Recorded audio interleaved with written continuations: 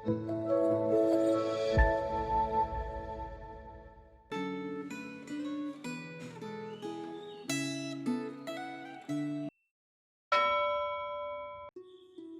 Bapak Ibu Saudara yang terkasih di dalam Tuhan. Kembali kita mau merenungkan firman Tuhan pada hari ini dengan tema Kemana akar hidupmu tertanam. Sebelum kita memulai perenungan pada hari ini, mari kita berdoa. Bapa di dalam surga, kami bersyukur untuk kesempatan yang Kau berikan bagi setiap kami. Pada hari ini kami dapat kembali merenungkan firman-Mu. Kiranya Engkau yang boleh membuka hati kami, pikiran kami, agar kami dapat memahami kehendak-Mu, dan kami boleh semakin percaya kepada-Mu Tuhan. Ajar kami untuk menaruh hidup kami hanya kepada Engkau. Hanya di dalam nama Tuhan Yesus Kristus kami berdoa. Amin. Pembacaan firman Tuhan pada hari ini terambil dari Yehezkiel 17. Saya akan membaca dari ayat yang ke-3 sampai ke-8. Demikian firman Tuhan.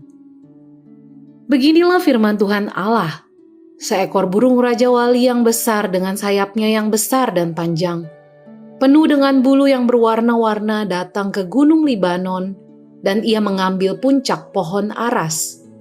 Ia mematahkan pucuknya yang paling ujung, dan dibawanya ke sebuah negeri perdagangan, lalu diletakkannya dia di kota perniagaan. Ia mengambil sebuah dari taruk-taruk tanah itu, dan menanamnya di ladang yang sudah sedia ditaburi.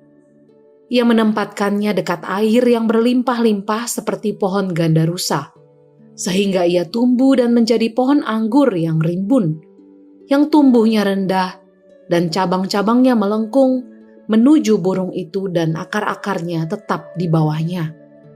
Demikianlah ia menjadi pohon anggur dan mengeluarkan tunas-tunas dan memancarkan taruk-taruk. Dalam pada itu ada juga burung raja wali besar yang lain, dengan sayapnya yang besar dan bulu yang lebat.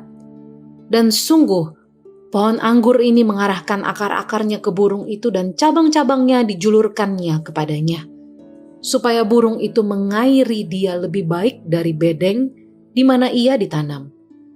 Namun ia ditanam di ladang yang baik, dekat air yang berlimpah-limpah, supaya ia bercabang-cabang dan berbuah, dan supaya menjadi pohon anggur yang bagus. Bapak Ibu Saudara, untuk menanam pohon, seorang petani pernah berkata, kalau batangmu patah, itu buruk. Tapi kalau akarmu lemah, itu mematikan. Akar akan menentukan apakah pohon itu akan mati atau tumbuh, pendek atau tinggi. Yehezkiel 17 menyingkapkan kebenaran yang sering tersembunyi, yang menyatakan bahwa yang menentukan hidup bukan cabang, tetapi akar. Gambaran pohon anggur yang ditanam di sini tampak hidup, tetapi ada masalah di bawah permukaan, yaitu akarnya sudah berganti arah. Secara lahiriah, pokok anggur itu masih berdiri, tetapi sumber hidupnya sudah berubah. Yehezkiel 17 dibuka dengan teka-teki dan perumpamaan yang menandakan bahwa Allah sedang menyampaikan kebenaran yang harus direnungkan, bukan sekedar didengar. Dua raja wali dan satu pohon anggur menggambarkan dinamika politik Yehuda. Tuhan memberikan perumpamaan politik dengan simbol yang jelas, yaitu raja wali pertama melambangkan Babel yang mengangkat Zedekia, dan raja wali kedua adalah Mesir, tempat Zedekia mencari pertolongan. Lalu, pohon anggur adalah Israel. Masalah utama pohon anggur Israel adalah terletak pada akarnya. Ia seharusnya tetap tertanam pada tempat yang Tuhan tetapkan, yaitu setia pada perjanjian politik dengan Babel sampai Tuhan membebaskan. Sayangnya, Israel berpaling ke Mesir. Tindakan ini bukan sekedar pengkhianatan politik, tetapi ketidaktaatan dan ketidakpercayaan kepada Allah yang sedang bekerja melalui situasi itu. Perumpamaan ini adalah gambaran rohani tentang arah hati. Tuhan bukan sekedar bicara soal strategi politik yang gagal, tetapi pergeseran akar, yaitu pergeseran iman dan ketergantungan dari Allah sang sumber kehidupan kepada sandaran yang lain. Pelanggaran Yehuda bukan sekedar pelanggaran politik, tetapi pengkhianatan perjanjian. Zedekia tidak sabar menunggu Allah, lalu mencari jalan lain yang tampak lebih kuat, strategis, cepat, dan cerdas. Inilah gambaran hati manusia yang tidak sabar menunggu Allah. Allah menegaskan bahwa semua itu akan gagal, karena hidup yang tidak berakar pada kehendak Allah tidak akan bertahan. Israel tidak bisa diselamatkan oleh strategi manusia, tetapi hanya dengan kembali kepada Tuhan. Apakah Anda selalu mempertahankan kesetiaan kepada Allah?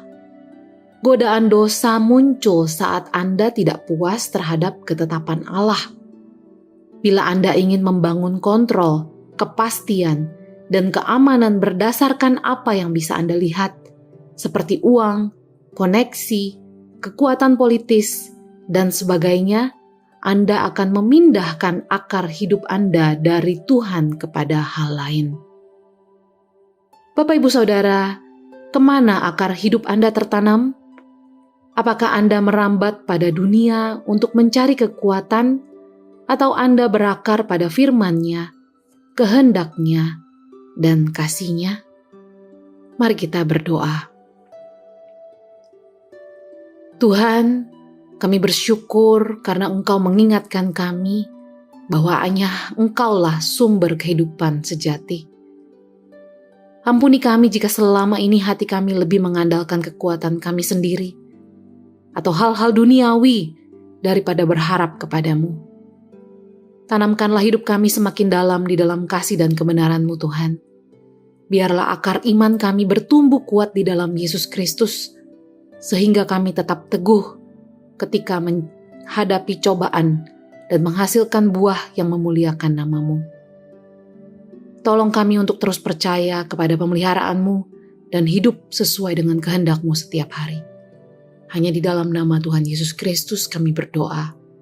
Amin.